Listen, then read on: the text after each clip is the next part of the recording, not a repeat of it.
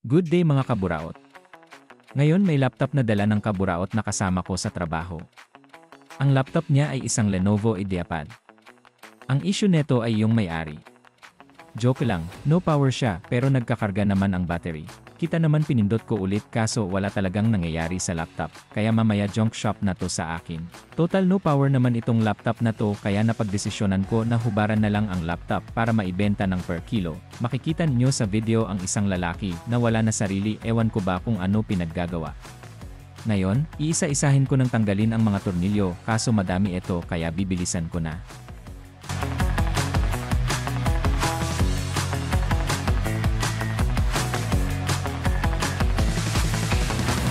Ngayon tapos ko natanggalin mga tornilyo, ang susunod naman na gagawin ko ay baklasin ang kaha.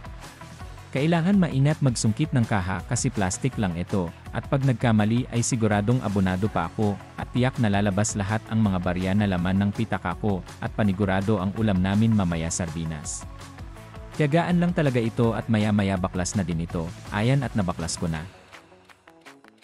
Sa pontong ito ay sinisilip-silip ko kunwari ang mga pyesa para tumaas naman ang bayad sa akin. Ganun talaga isang silip 200 ang dagdag singil.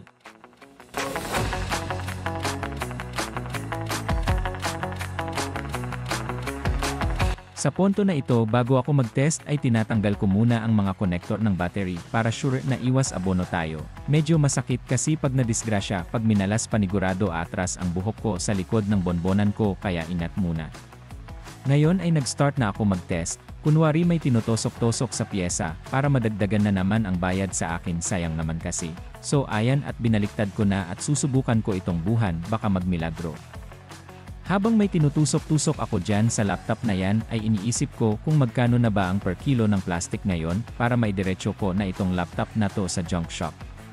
At sabay dasal na sana tumigil na ang ulan kasi basa na mga brief ko at wala na akong maisuot. Kaso biglang nag-display kaya ayon pornada ang junk shop. Ngayon na may nag-display na ay antayin na lumabas ang Windows login screen niya, pero syempre, sabay dasal na sana wag magtuloy para may dagdag bayad iyong nagpapagawa. Kaso sa di inaasahang pagkakataon ay ayan ang lumabas, okay na pati Windows niya. Sayang, so next ay i-order naman iyong pamalit na pyesa so habang wala pa yung pyesa tambay muna itong laptop na ito, yun lang sa ngayon.